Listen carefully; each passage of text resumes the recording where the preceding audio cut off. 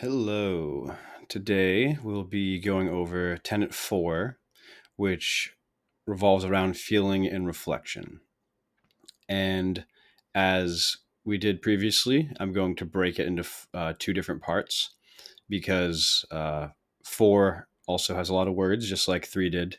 And I think that they can be categorized as such. So first, we'll go over 4-1, which says, "Embrace your tumultuous thoughts for but a moment and think about why you are feeling them. Do not act on them, but speak to yourself or to a higher aspect of the universe about why you feel them and how you can heal as to not feel them." So, when you are hit with emotions or thoughts or memories or maybe a live situation, you don't want to block those out and not feel them at all. I know your body naturally tries to do that occasionally if it's bad enough. Just like how when you experience a severe physical injury, your body often goes into shock and you don't really feel the full extent of what's happening until afterwards, and that's a survival instinct.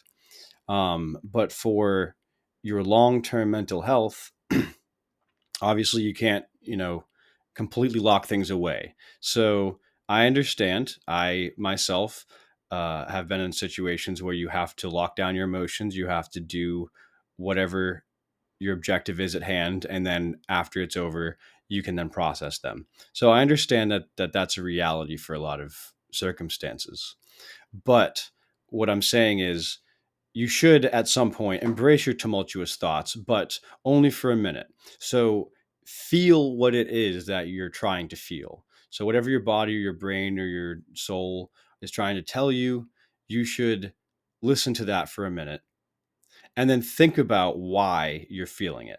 So in the last one, Tenet 3, we spoke about kind of forgiveness, having to come to terms with things, trying to view the universe a little differently, so that way you can actually get over traumatic events that happen to you by not dwelling so much on the person being evil or life being unfair, but on trying to heal the universe and trying not to let the sick aspects of the universe infect you in a way. So in this case, it doesn't have to necessarily be about that. It doesn't have to be about a person who did wrong to you. It doesn't have to be about forgiveness. It's just whatever the tumultuous thoughts are. You could just be overwhelmed with a bunch of stuff that's going on. Feel that for a second, breathe, understand why you're feeling them, and then try to figure out. It says, do not act on them, but speak to yourself or to a higher aspect of the universe about why you feel them and how you can heal as to not feel them. And when I say them, I'm talking about your whatever the feelings are that you don't want to experience. So when I say talk to yourself or speak to yourself verbatim, you don't have to get into an a schizophrenic argument with why you should versus why you shouldn't be feeling the things you are. This is more about reflecting on things. When we speak, when we hear ourselves speak, it does more reinforcement than just thinking a thought. So when you're trying to reflect on things and you're speaking to yourself, it allows you to more substantially engage that concept rather than it remaining as a passing thought. So figure out what you feel, take time to figure out why you feel it, and then reflect on how you can heal. So if kind of just speaking through the ideas that you're having to yourself out loud is what you want to do, that works great. If you want to try to connect to a higher aspect of yourself, maybe like if you envision a future you at the end of your journey or whatever, at least more advanced in your journey, because the journey doesn't technically ever have to end. But just, maybe think about how would the future perfect version of me deal with this, and then try to um, bring that into yourself. Or you can connect to the universe itself. Think about the higher aspects of reality and how You can connect to those things to see a more complete picture, to overcome the struggles that you currently feel trapped in with your immediate surroundings. So, in short, let yourself feel things for just a minute. Think about why you're feeling them, and then kind of talk yourself through the solution. And so this works both for logical people and for people who feel like prayer or meditation or something like that works. You can use words of power and affirmation for yourself. You know, when you really find the right thoughts, you can embrace that with speech. You can speak them into existence. You can reinforce them in your brain by letting you hear your own words that you mean them. So we're going to move on to 4-2, which is verbal self reflection allows us to remember our thoughts more clearly compared to thinking them in quiet, although sometimes only a quiet approach can be taken. So, what this means is it kind of, I touched on this already a minute ago about the verbal self reflection and how it's important. But it's also, you have to understand, or I understand at least, that you can't just start talking to yourself out loud about your problems that you're having if there's a bunch of people around you. So some of us don't get a lot of alone time. Some of us only can even listen to stuff in our headphones or earbuds because there's always somebody around.